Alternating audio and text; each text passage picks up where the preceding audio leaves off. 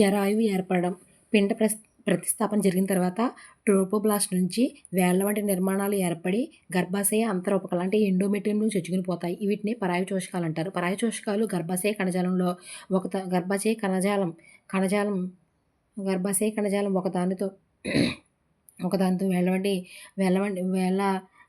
వేళ్ళలాగా అల్లుకుని అత్యంత సన్నిహితంగా బంధం ఏర్పరచుకుంటాయి. పిండానికి తల్లికి మధ్యన ఉన్న నిర్మాణాత్మక క్రియాత్మక ప్రమాణమే జరాయువు. అంటే పిండానికి తల్లికి మధ్య ఉన్న నిర్మాణాత్మక క్రియాత్మక ప్రమాణం ఏదంటే మనకి జరాయువు అనమాట. ఇది గుర్తుపెట్టుకోండి, ఎగ్జామ్ ఇంపార్టెంట్. తర్వాత తల్లి, అదేవిధంగా భ్రూణం, భ్రూణ రక్త ప్రవాహాలు ఒకదానితో ఒకటి కలవవు.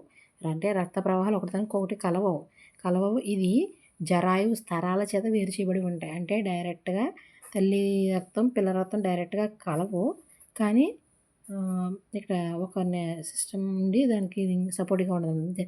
జరాయువు స్తరాల చేత వేరు చేయబడతాయి. జరాయువులో 2 ముఖ్యమైన భాగాలు ఉంటాయి. అవి ఒకటి వచ్చేసి గర్భాశయ అంటే గర్భాశయ అంటే తల్లి అనమాట.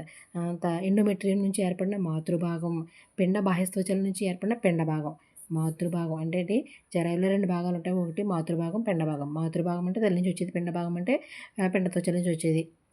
జరాయువులోని మాతృభాగంలో వరుసగా గర్భాశయ ఉపకళా కణజాలం, గర్భాశయ సంయోజక కణజాలం, గర్భాశయ కేశనాళికాయుత ఎండోథీలియం ఉంటాయి. ఎన్ని ఉంటాయి మనకి మాతృభాగంలో వరుసగా గర్భాశయ ఫస్ట్ ఉపకళ ఉంటుంది, పైన లేయర్ ఉపకళ ఉంటుంది. ఉపకళ తర్వాత గర్భాశయ సంయోజక కణజాలం ఉంటుంది. గర్భాశయ సంయోజక కణజాలం ఉంటుంది అనమాట.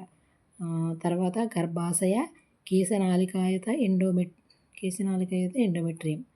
గర్భాశయ కేశనాళికాయుత ఎండోమెట్రియం ఉంటుంది. ఉపకళ, సంయోజక, ఎండోమెట్రియం.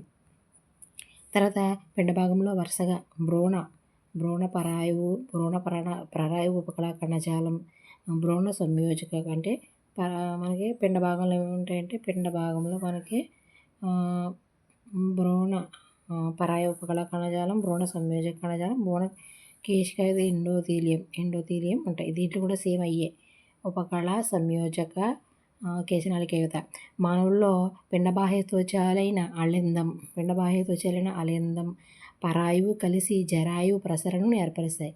అంటే పిండ బాహ్య త్వచాలు ఇవి మనకి అలిందము ప్లస్ అలంటోయిస్ అంటారు. అలంటోయిస్ కలిసి జరాయు ప్రసరణ ఏర్పరుస్తాయి.